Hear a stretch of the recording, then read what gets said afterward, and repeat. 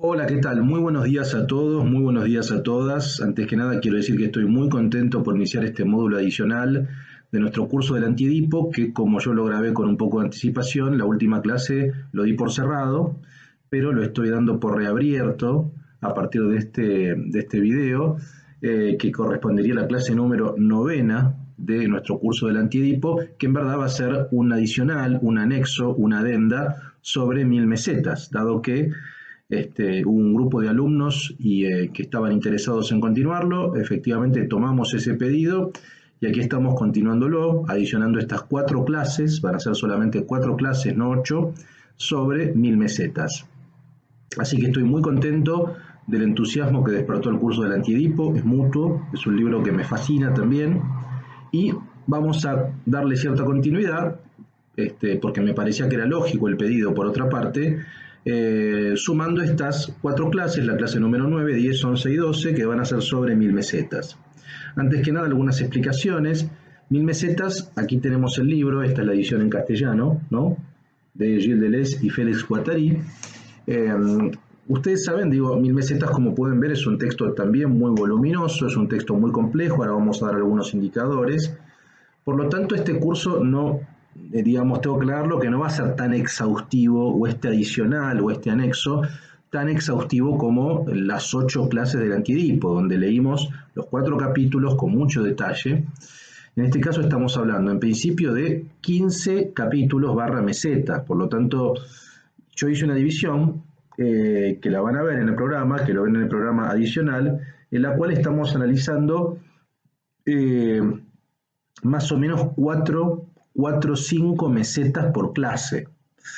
La idea va a ser distinta, digo, ¿no? Este curso es una aproximación a los conceptos centrales de 1000 mesetas. Esos conceptos estarán en algunas mesetas particulares, pero no vamos a hacer una lectura probablemente tan al detalle. Eso ya va a formar parte de lo que ustedes vayan haciendo, y por supuesto lo que les pido es que me hagan las consultas que quieran al foro interactivo, y probablemente a partir de ese foro vamos a aclarar muchas dudas que no pude aclarar en clase, ¿no?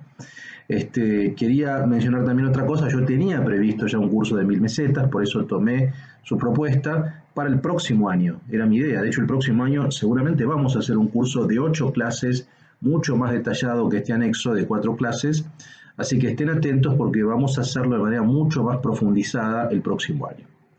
Bueno, bien, ahora entremos básicamente a la clase novena. La clase novena yo la titulé clase novena, introducción, meseta 2, meseta 3, meseta 4. Por lo tanto, vamos a ver esas 4 mesetas y vamos a ver los siguientes conceptos: el concepto de rizoma, el concepto de estrato, el concepto de contenido y expresión, de máquina abstracta, de diagrama, de agenciamiento colectivo de enunciación y de agenciamiento maquínico, ¿no? Son muchos conceptos. Pero antes de meterme específicamente en esos conceptos, algunas ideas generales sobre 1000 mesetas, ¿no? Hay una frase, en verdad es una cita que yo extraje de una intervención, de una entrevista que dio Deleuze y Guattari, donde ellos plantean lo siguiente, y me parece que es muy gráfica para comprender la diferencia, porque también la idea de este curso es, como partimos del Antiedipo, vamos a acentuar las diferencias y continuidades respecto del Antiedipo. Ustedes saben, 1000 mesetas se publica en 1980, ¿no? A diferencia del Antiedipo, un texto de 1972. Bueno, el mundo no era el mismo, y específicamente Europa y Francia no era igual en 1980 que en 1972. El contexto filosófico no era exactamente el mismo. Por lo tanto, 1000 mesetas va a implicar una continuidad y una ruptura respecto del programa deleuziano y respecto de la situación político-social francesa. Esta frase que yo les decía dice lo siguiente: 1000 mesetas es un proyecto constructivista. Es una teoría de las multiplicidades en cuanto tales, donde lo múltiple se convierte en sustantivo, mientras que el Antiedipo lo consideraba aún en la síntesis y bajo las condiciones del inconsciente. Esto es fundamental. Esta declaración de 1987 de Deleuze y Guattari me parece a mí que es el marco general para comprender qué es 1000 mesetas.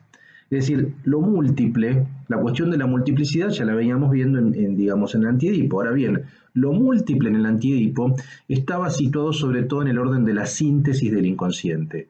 vale decir, era más un proceso de la singularidad o de la singularización o de las subjetivaciones y no un sustantivo que tiene que ver con lo territorial, digamos, o que tiene que ver con la ontología en el sentido, entre comillas, objetiva del mundo. Es decir, si lo múltiple estaba insertado básicamente en la síntesis y bajo las condiciones del inconsciente del Antiedipo, lo múltiple en 1000 mesetas va a ser un sustantivo que forma parte de la realidad. Para ponerlo de manera más clara, y aunque simplifique, me parece que es más gráfico. Si lo múltiple tenía que ver con un proceso subjetivo en el Antiedipo, producto del inconsciente, lo múltiple en 1000 mesetas tiene que ver con un proceso objetivo. 1000 mesetas ya desde entrada, que es una meseta, digamos, no es una formación geográfica. Por lo tanto, de entrada, vamos a ver que es un libro de geofilosofía, es un libro territorial, donde la clave es el territorio, es el mundo, es el objeto. Y como obviamente la singularidad forma parte de ese mundo, pero de alguna manera 1000 mesetas sería como contrabalancear toda la centralidad de la singularización y específicamente del inconsciente que vimos en el Antiedipo. Eso no me parece menor. El segundo elemento tiene que ver con los parámetros sociales y económicos de 1972 y 1980. En 1980, el libro de 1000 mesetas no tuvo una gran recepción. Y les doy un dato de cifras. Ustedes saben, el Antiedipo entre 1972 y 2007 vendió 63.000 ejemplares. 1000 mesetas, cuando salió en 1980, entre 1980 y 2007, vendió 30.500 ejemplares. Es decir, vendió la mitad, ¿no? Hubo una baja, en lo que respectaba al interés. Además hay que pensar lo siguiente, en 1980, desde el punto de vista filosófico, el clima filosófico en Francia estaba cooptado por los llamados nuevos filósofos, es decir, por André Glucksmann, Bernard-Henri Lévy, y Deleuze tenía una posición tremendamente crítica, escribió un texto criticándolos duramente.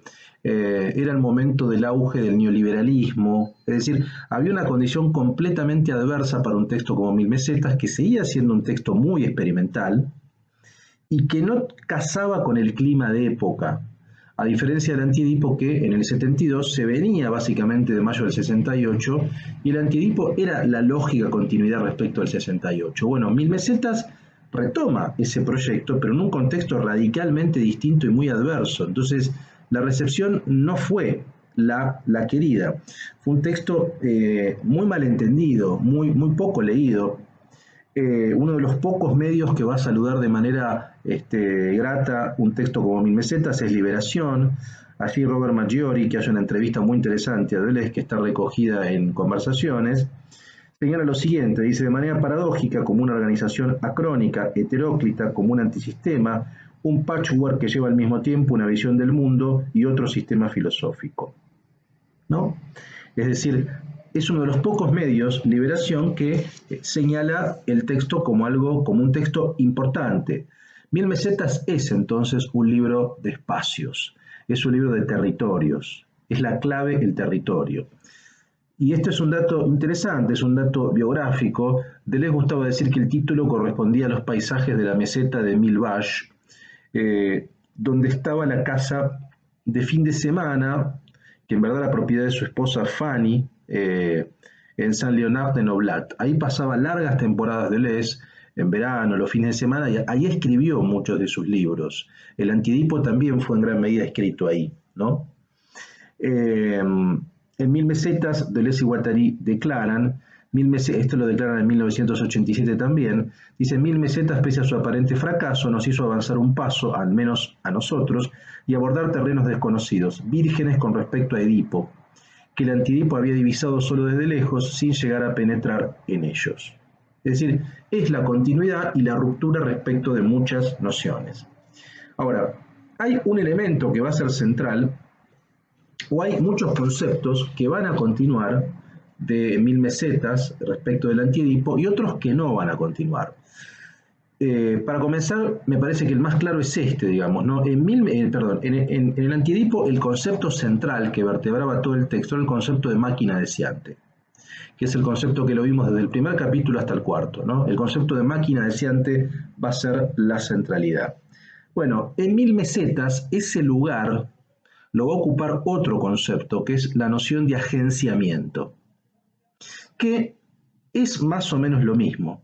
Pero quiero decir, ya no van a emplear tanto el concepto de máquina deseante, prácticamente no lo van a emplear en 1000 mesetas, y en su lugar va a aparecer esta noción de agenciamiento.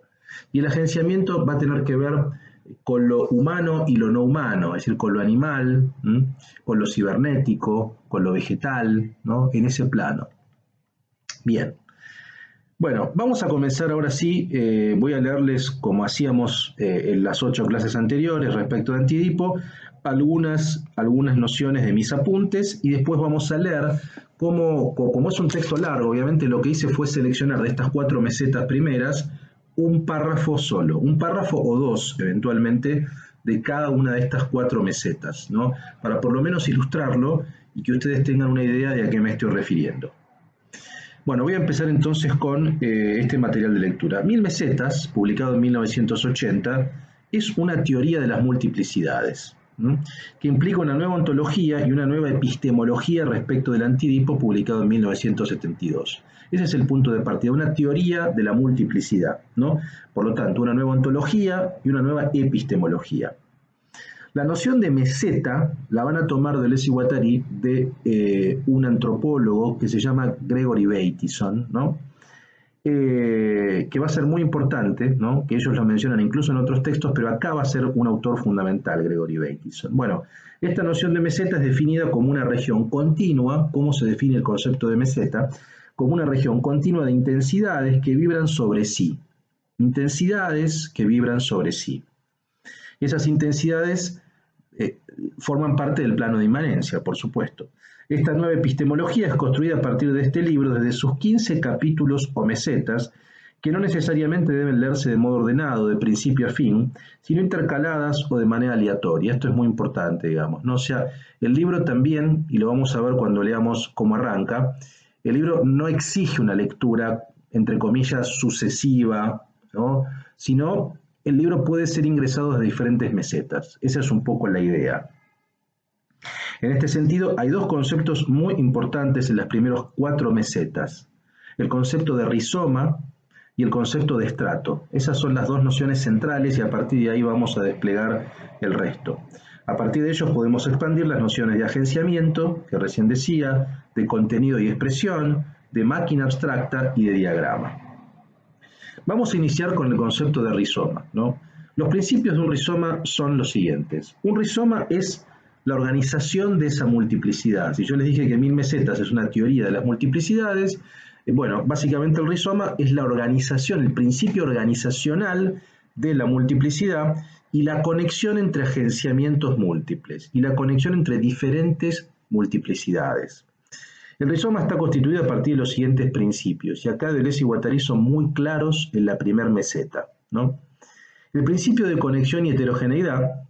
En el rizoma cualquier punto se conecta con otro y la conexión es múltiple, es decir, no hay jerarquía entre las conexiones.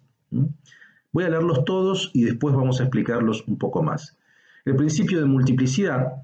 En el rizoma lo múltiple es tomado como sustantivo y no como adjetivo, es decir, es en relación con lo uno.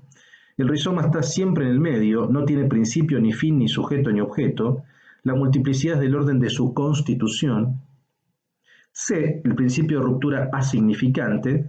El rizoma puede ser roto o interrumpido en cualquier parte y recomienza desde allí. D, el principio de cartografía y calcomanía. El rizoma no funciona de manera genética, no tiene génesis u origen, y tampoco es estructural. Procede por la lógica del mapa, que no tiene un comienzo, sino se puede entrar por cualquier lado. Estos son los principios del rizoma, que es la organización de la multiplicidad o de las multiplicidades.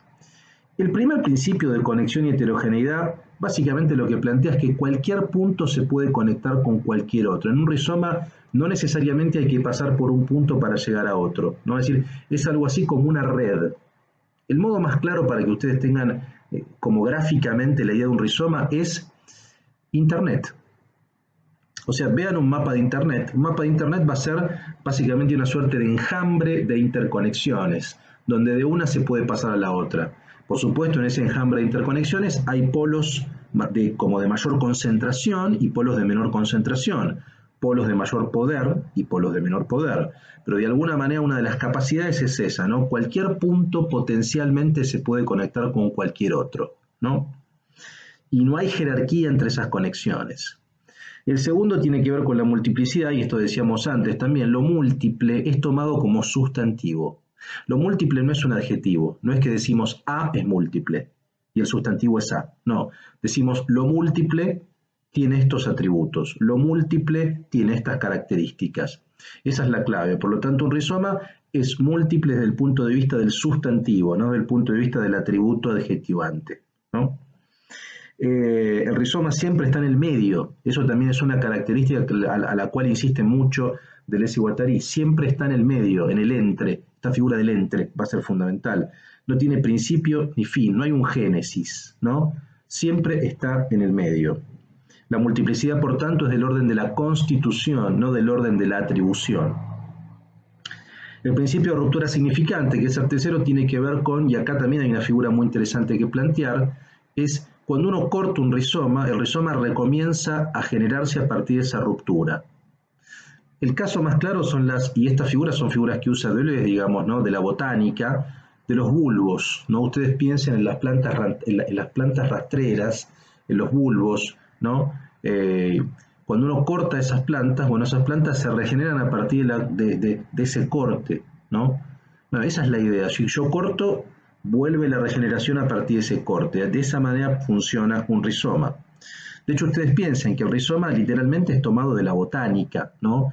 El rizoma tiene que ver con ciertas plantas que se oponen a las estructuras arbóreas tradicionales, digamos, ¿no? Eso es lo que hacen Deleuze y Guattari, sobre todo en la primera meseta, ¿no? La idea de que hay estructuras arbóreas que tienen raíces fuertes, que tienen un tronco y luego tienen ramas y hojas. Y la clave básicamente de las figuras arbóreas es la estructura jerárquica, es decir, sin raíz no hay árbol. En las plantas rastreras, en las enredaderas, en los bulbos de este tipo, eso no sucede, digo, son rizomas porque hay una distribución caótica, hay una distribución múltiple y por tanto es una distribución mucho más anarquizante, ¿no? Esa es un poco la idea.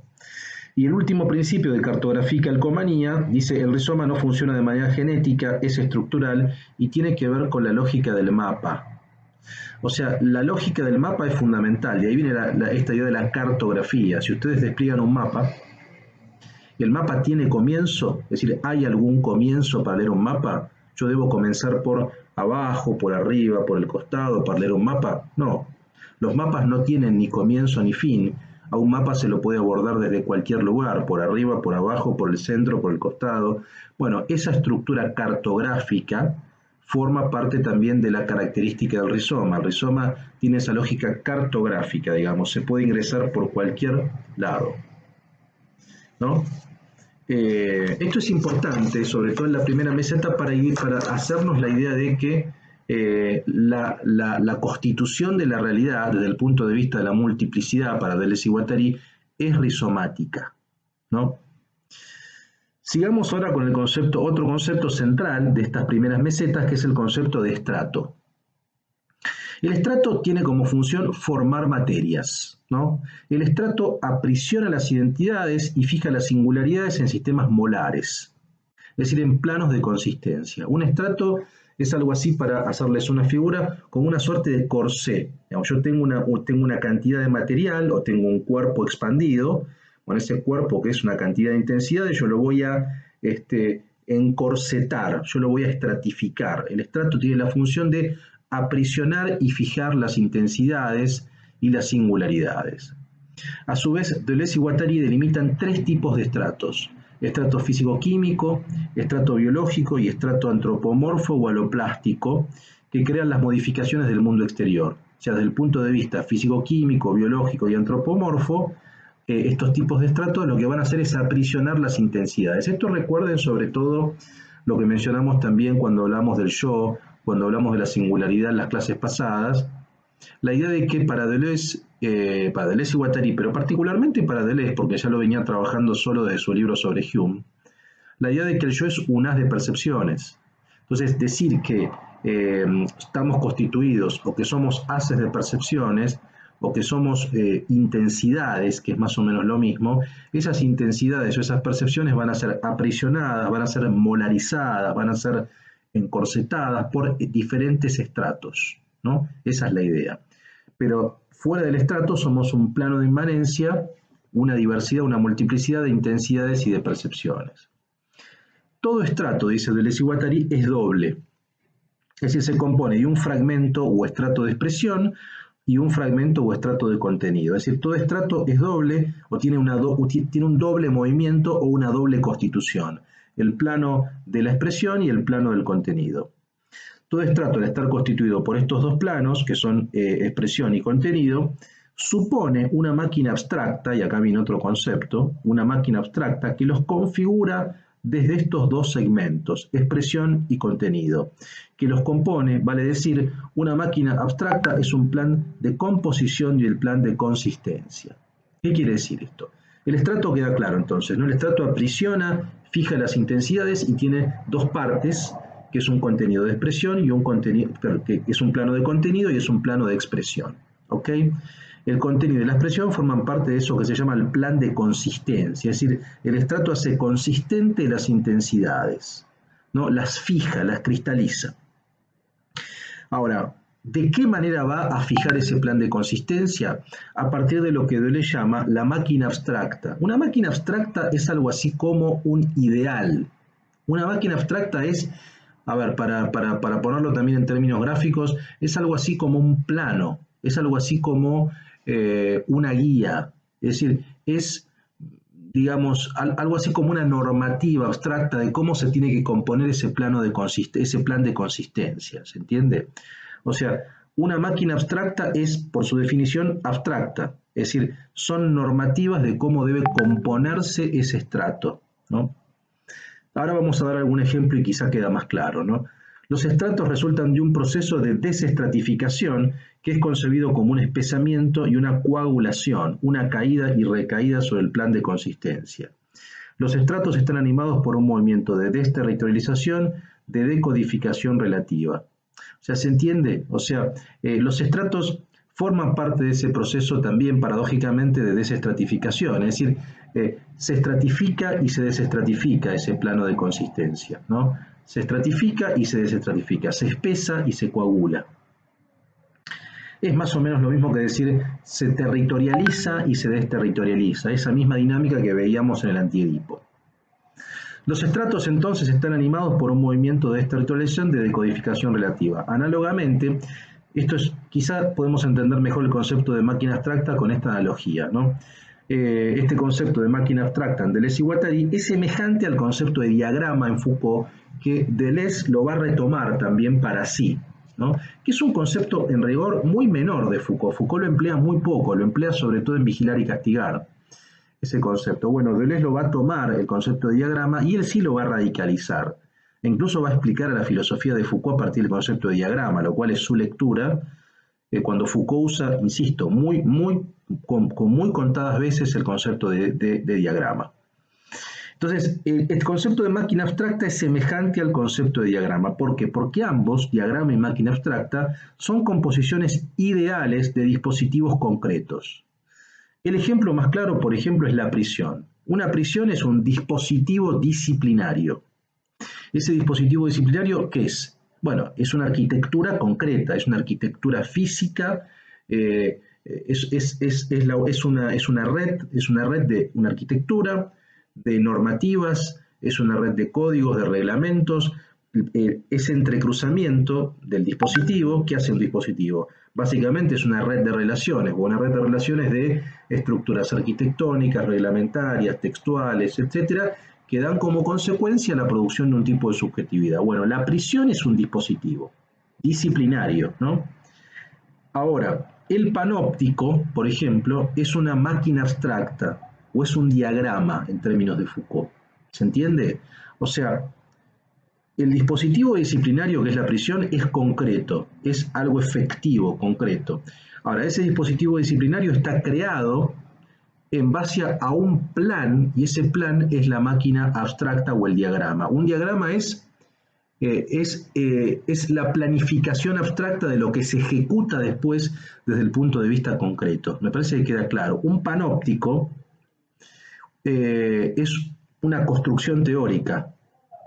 En verdad, uno construye prisiones con forma de panóptico, o uno construye escuelas con forma de panóptico, pero el panóptico en sí no lo construye, ¿se entiende? El panóptico es un diagrama mental, que luego se baja a la tierra por medio del dispositivo disciplinario. La máquina abstracta es eso. Cuando hablamos de máquina abstracta, piensen en un panóptico. Esa máquina abstracta después se ejecuta, por ejemplo, en un dispositivo disciplinario que sí es concreto, es real, es algo físico, es una arquitectura, etc. El concepto de máquina abstracta, dicen Deleuze y Guattari, precede al estrato lingüístico. Este no tiene autonomía ni hegemonía y permanece siempre subordinado a ella. Es decir, para Deleuze y Guattari el concepto de máquina abstracta es prioritario. Luego del concepto de máquina abstracta vienen los otros estratos, como por ejemplo el estrato lingüístico. El estrato lingüístico viene después del concepto de máquina abstracta. Bien, una revolución importante que introduce Mil Mesetas y que lo diferencia del Antiedipo implica un viraje rotundo en la lógica o en la epistemología de las ciencias humanas al crear una teoría de la expresión, esto es muy importante, que invierte en el órgano en estructuralista. Es decir, Mil Mesetas va a ser un texto que va a discutir fuertemente con el estructuralismo, ¿no? En este sentido, Deleuze y Guattari denuncian el despotismo del significante saussuriano estructuralista a fin de construir una nueva teoría de la expresión a partir de tres elementos. Contenido-expresión, primero; dos, una crítica de la lingüística; y tres, una clasificación de los diferentes regímenes de signos. En este sentido, Mil Mesetas nos ofrece una teoría de la expresión alternativa al estructuralismo, que parte de la relación de conexión entre contenido y expresión constitutiva de todo estrato.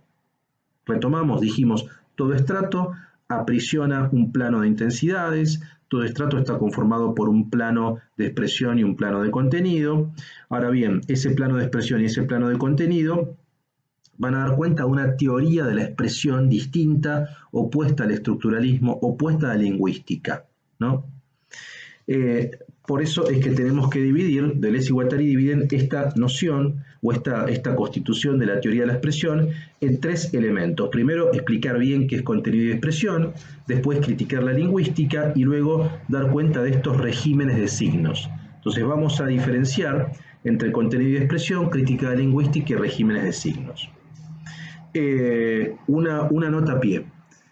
Esto es importante, digo, así como en el Antiedipo Deleuze y Guattari buscaban desedipizar el inconsciente y su enemigo de alguna manera, o su adversario, era el psicoanálisis freudiano, lacaniano, en Mil Mesetas, si bien hay críticas al psicoanálisis, la centralidad va a estar en otro lado.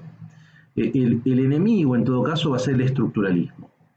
Y el enemigo o el imperialismo que van a enfrentar no es el imperialismo de Edipo, sino es el imperialismo del significante. Eso es fundamental, que lo tengamos en claro desde entrada, digamos, ¿no?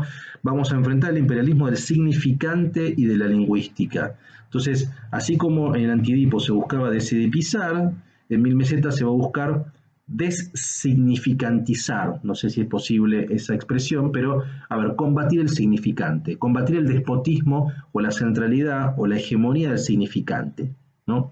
Y de la lingüística, así como en Antiedipo era el psicoanálisis. Bueno, el primer elemento de esta teoría de la expresión. Contenido y expresión. Para Deleuze y Guattari es necesaria una teoría de la expresión que muestre la sujeción ilusoria segregada por el lenguaje, es decir, la supuesta superioridad del estrato lingüístico por sobre otros estratos que pretende representar de manera codificada.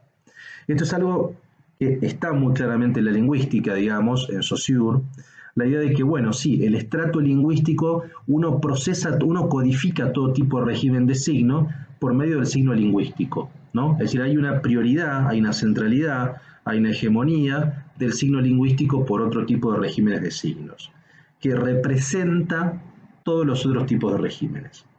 Bueno, esto conduce, según los autores, al imperialismo del lenguaje sobre los otros estratos y al imperialismo del significante, es decir, todo régimen de signos sería un nuevo tipo de significante, según las posiciones estructuralistas.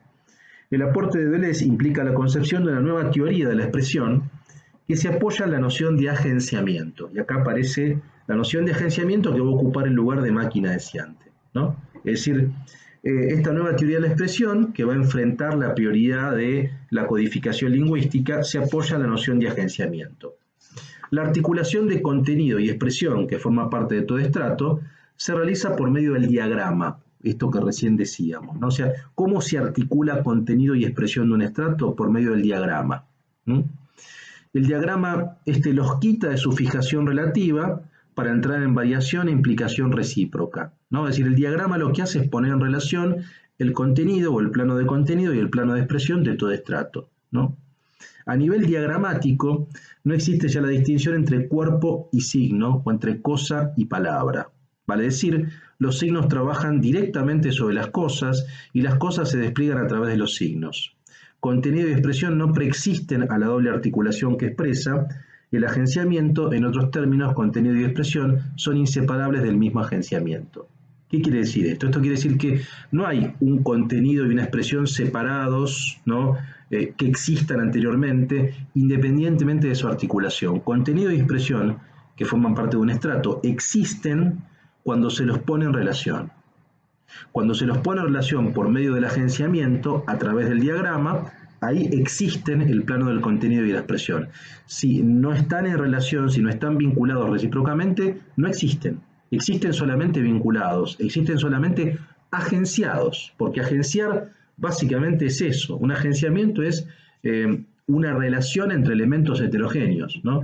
Por lo tanto, contenido y expresión no preexisten antes de su relación, existen solamente en la relación, ¿no? Y en su implicación recíproca.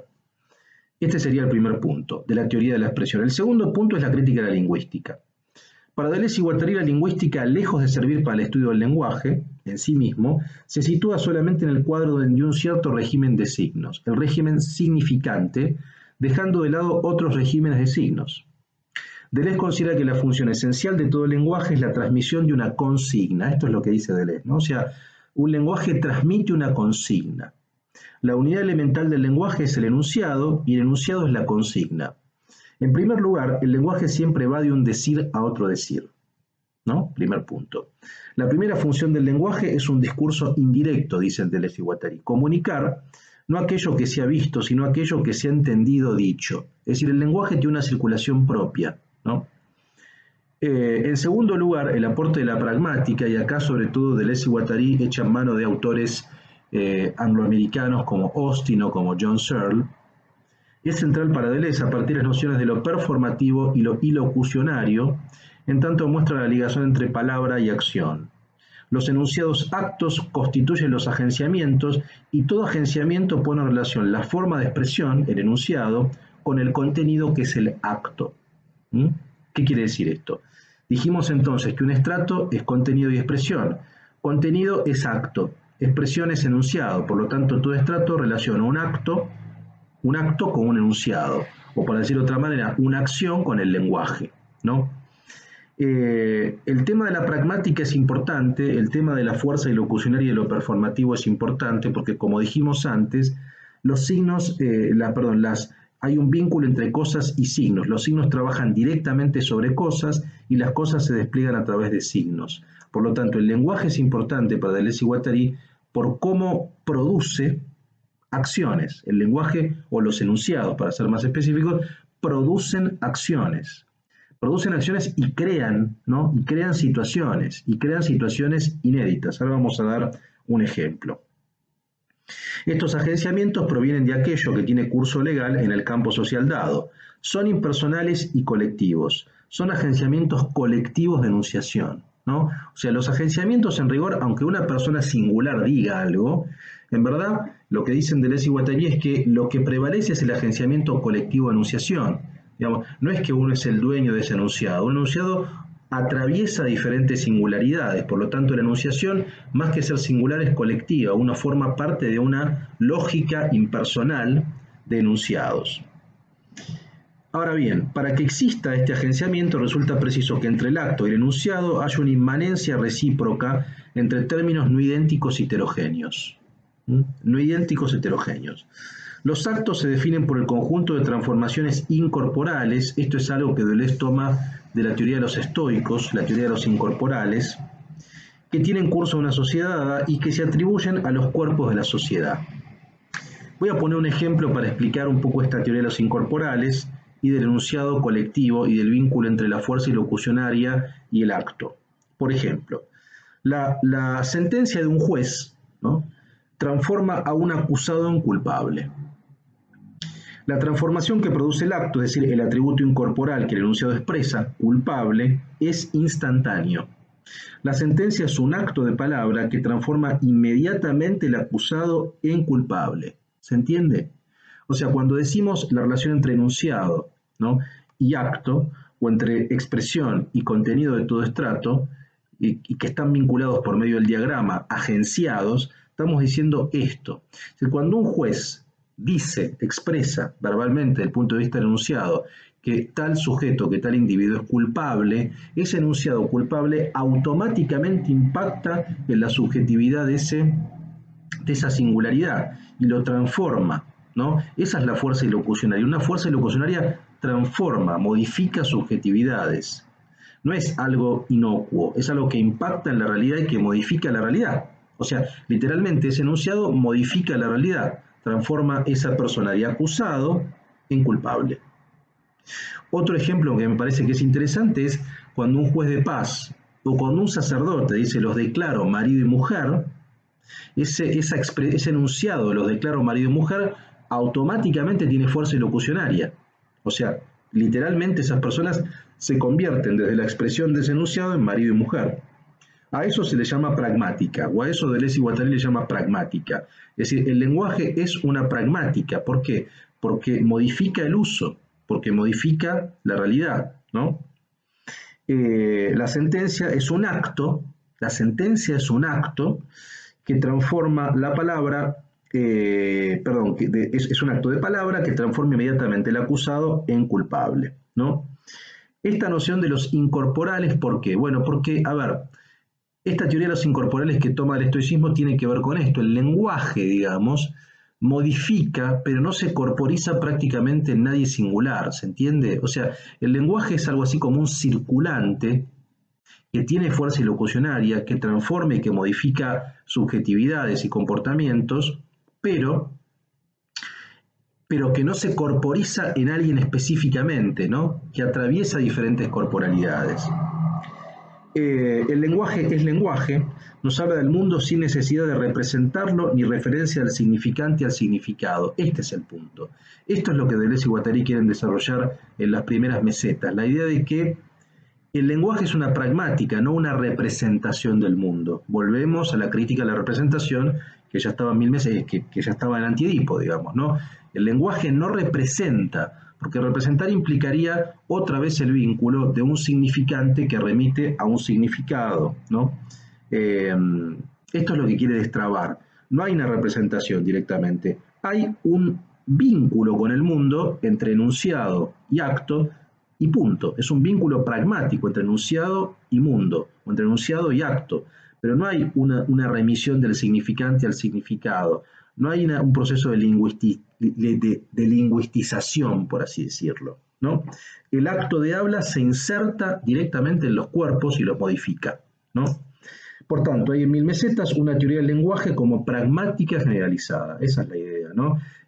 Básicamente el lenguaje es una pragmática. El lenguaje cae por entero bajo el peso de una pragmática opuesta a la lingüística saussuriana. En primer lugar, el lenguaje no es un código, y la palabra no es información. En segundo lugar, no existe zona científica independiente de la pragmática. Esta se extiende a todas las dimensiones del lenguaje. Se debe renunciar a la existencia de invariantes estructurales o universales en beneficio de una heterogeneidad fundamental de la lengua, ¿no? Es decir, no hay un código, no hay la lengua, no hay el lenguaje. Hay una pragmática, hay usos del lenguaje, habrá usos mayores o usos menores que vamos a ver.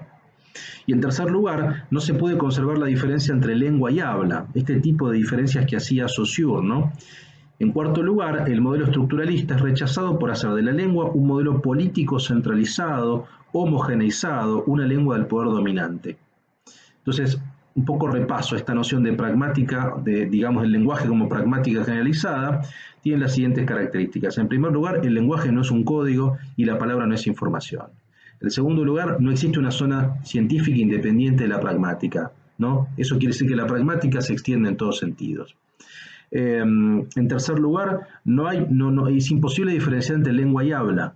O sea, el habla es un uso de la lengua, es un uso más de la lengua, pero decir que hay una lengua que sería como un código universal del cual se desprenden formaciones o variaciones digamos, de esa lengua, que es el habla, es algo que van a rechazar fuertemente Deleuze y Guattari, porque eso sí implica una noción de código universal.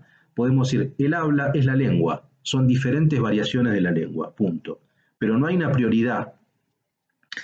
Y en cuarto lugar, el modelo estructuralista es rechazado por hacer de la lengua un espacio de poder centralizador y homogéneo. Se pueden distinguir entonces dos tratamientos de una misma lengua. Esto es lo que van a pensar, digamos, Deleuze y Guattari. Hay un uso mayor que extrae las constantes de la lengua y hay un uso menor que pone las relaciones en variación continua. Obviamente lo que le va a interesar a Deleuze y Guattari es el uso menor. Los agenciamientos ponen en relación una forma de contenido con una forma de expresión, pero esta relación no es de causalidad ni de representación ni de correspondencia significante. Es decir, el vínculo entre el contenido y la expresión que relaciona el agenciamiento no tiene que ver con la representación ni la causalidad. Tiene que ver en todo caso con una pragmática, ¿no? El contenido no es el significado, ni la expresión es el significante. Tratemos de quitar esta idea que es muy fácil, es muy tentadora, hacer esta analogía de que, bueno, el contenido es la expresión y digamos que el contenido es el significado, perdón, y que la expresión es el significante. No. El contenido es el acto y la expresión es el enunciado. El agenciamiento pone en relación acto y enunciado de manera pragmática, pero no hay ningún tipo de vínculo representativo, ¿no? Expresión y contenido son dos variables de un mismo agenciamiento y lo que asegura esa conexión entre ellos es una máquina abstracta. Volvemos a esta idea. O sea, lo que asegura esa relación es una máquina abstracta. Es decir, la máquina abstracta es una instancia diagramática. Máquina abstracta y diagrama es prácticamente lo mismo, o sea, es la misma función. La máquina abstracta o el diagrama ponen en relación estos dos elementos, digamos, ¿no? El elemento de la expresión y el elemento del contenido, ¿no? Por tanto, como decíamos, expresión y contenido se pone en relación por la máquina abstracta, es decir, la instancia diagramática que es irreductible a una realidad lingüística. La máquina abstracta, como decíamos, preexiste a la realidad lingüística, ¿no? Está inserta en el plano de inmanencia.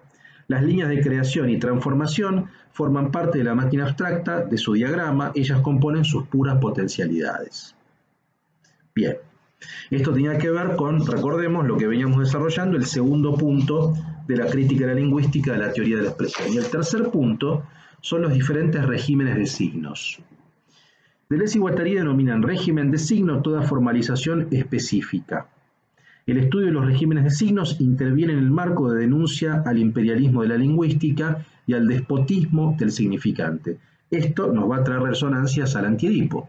O sea, podemos reemplazar esta expresión por imperialismo de la lingüística, por imperialismo del psicoanálisis y despotismo del significante, pensemos en despotismo de Edipo. Bueno, es más o menos la misma lógica, digamos, ¿no? No hay en los enunciados nada constante ni universal, no hay más que agenciamientos de enunciados diversos, móviles, aprendidos, en los movimientos de desterritorialización que atraviesan las estratificaciones. La ilusión de la semiótica general se basa en la negación de la prioridad ontológica de los flujos moleculares y desterritorializados. Existe solo el primado de la desestratificación y la igualdad entre diferentes regímenes de signos. ¿Qué quiere decir con esto de Deleuze y Guattari? Bueno, que no hay un régimen de signo que sea prioritario respecto de otros. Ese régimen prioritario, supongamos, el lingüístico, sobre el régimen estético, sobre otras formas expresivas de signos. Bueno, eso lo van a criticar duramente, ¿no? Eso no existe, hay una pluralidad de regímenes de signos, ¿no? Como dicen acá Deleuze y Guattari, no hay en los enunciados nada constante ni universal, sino solamente hay agenciamientos de enunciados diversos, móviles, aprendidos en los diferentes movimientos de desterritorialización, ¿no? Bien, y con eso cerraríamos básicamente esta tercera pata de la teoría de la expresión. El último punto de mi apunte: de esta manera, Deleuze y Guattari en 1000 mesetas hablan de agenciamiento en lugar de máquina deseante. Es decir, ¿qué era una máquina deseante? Era un sistema de corte-flujo que ponía en relación elementos diversos, ¿no? Bueno, un agenciamiento es eso también, digamos, es de alguna manera una dinámica. Es una dinámica que pone en relación dos elementos diversos, que son el contenido y la expresión de todo estrato, y los pone en relación por medio de la máquina abstracta o del diagrama, pero es más o menos la misma dinámica. Y la pragmática, a diferencia del antiedipo, ocupa el lugar del esquizoanálisis. Entonces podemos pensar que agenciamiento en 1000 mesetas ocupa el lugar de máquina deseante, pragmática en 1000 mesetas ocupa el lugar del esquizoanálisis en el antiedipo, ¿no? Si el antiedipo iban en contra del imperialismo de Edipo, aquí era lo propio con el imperialismo del significante. Vale decir, de la crítica del psicoanálisis vamos hacia la crítica de la lingüística. Si en el antiedipo los autores buscaban desedipizar, en 1000 mesetas pretenden desestratificar, abrirse a nuevas funciones de signos, es decir, dar cuenta de que el estrato es la cristalización de lo que subyace, que es la molecularidad, que es lo que, eso sí sigue desde antes, sigue básicamente desde el antiedipo, digamos. Para Deleuze y Guattari la prioridad siempre es molecular. Por supuesto que esa molecularidad se molariza, se territorializa. Bueno, aquí estamos hablando de se estratifica. Vamos a ver otra dialéctica, digamos, en todo 1000 mesetas, entre lo liso y lo estriado. Así como en antiedipo hablamos de la desterritorialización y la reterritorialización, bueno, en 1000 mesetas vamos a hablar de lo liso ocupa el mismo lugar de la desterritorialización, y lo estriado, que es la estratificación o la territorialización, digamos, ¿no? La realidad se puede comprender en esta dinámica entre lo liso y lo estriado. Bueno, vamos 46 minutos, la verdad que es mucho contenido. Quisiera leer aunque sea algunos párrafos de 1000 mesetas, aunque sea vamos a leer 2 y intentaremos dejar el resto para la próxima clase. Vean cómo comienza introducción rizoma, ¿no? Porque me parece bastante significativo. Dice: el antiedipo lo escribimos a dúo. Como cada uno de nosotros era varios, en total ya éramos muchos. Aquí hemos utilizado todo lo que nos unía, desde lo más próximo a lo más lejano. Hemos distribuido hábiles seudónimos para que nadie sea reconocible. ¿Por qué hemos conservado nuestros nombres? Por rutina, únicamente por rutina. Para hacernos nosotros también irreconocibles, para ser imperceptible, no a nosotros, sino a todo lo que nos hace actuar, experimentar, pensar. Salteo un poquito, dice: un libro no tiene objeto ni sujeto, está hecho de materias diversamente formadas, de fechas y de velocidades muy diferentes. Cuando se atribuye el libro a un sujeto, se está descuidando ese trabajo de las materias y la exterioridad de sus relaciones. Se está fabricando un buen Dios para movimientos geológicos. En un libro, como en cualquier otro, hay líneas de articulación y de segmentaridad, estratos, territorialidades, pero también líneas de fuga, movimientos de desterritorialización y de desestratificación. Las velocidades comparadas de flujo, según esas líneas, generan fenómenos de retraso relativo, de viscosidad o al contrario de precipitación y de ruptura. Todo eso, las líneas y las velocidades mensurables, constituyen un agenciamiento. Un libro es precisamente un agenciamiento de este tipo y como tal inatribuible. Un libro es una multiplicidad. Entonces ya de entrada vemos que aparece esta noción de agenciamiento, ¿no? Y la noción de lo múltiple o la multiplicidad como sustantivo, no como adjetivo. Esto es muy importante que lo tengamos en cuenta, ¿no? El concepto de multiplicidad es un sustantivo y no un calificativo respecto de otro sustantivo que sería X o Y.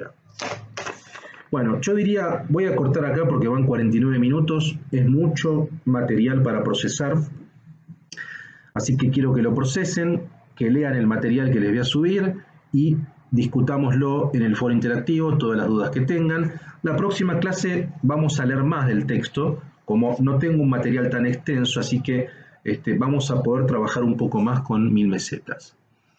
Bueno, hasta aquí llegamos esta clase novena del curso El Antiedipo / 1000 mesetas. Así que un placer para mí haber retomado esto y seguimos la próxima clase, que sería la clase número 10. Gracias.